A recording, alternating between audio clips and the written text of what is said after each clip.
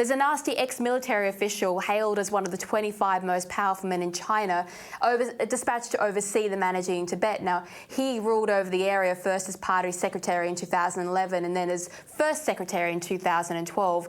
When he arrived in Tibet, he divided the city into a grid and placed 700 convenience police stations on every corner as checkpoints for patrols.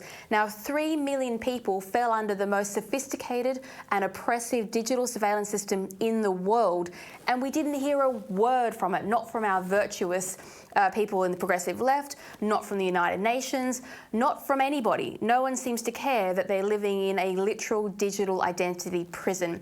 Now, Drew, where is the United Nations on the fate of Tibet? Because I mean, we don't even hear our Prime Minister talk about it or our Foreign Minister. They go over there, they shake hands with Xi Jinping, and it's all smiles.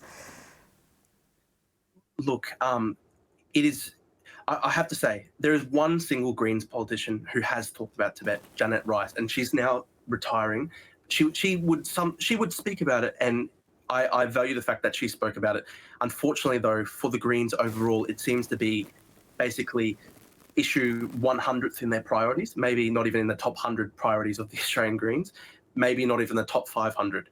I mean, they basically maybe make one 3-minute speech about Tibet per year in Parliament, and then they will call that kind of, they will say, pat themselves on the back for that. And look, the sad thing is actually that's probably better than every other political party in Australia, because no one in the Labor Party or Liberal Party will ever talk about Tibet.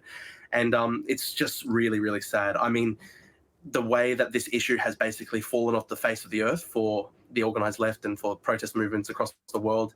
Back in the 90s, it used to be huge. They had Rage Against the Machine headline festivals for the Tibetans.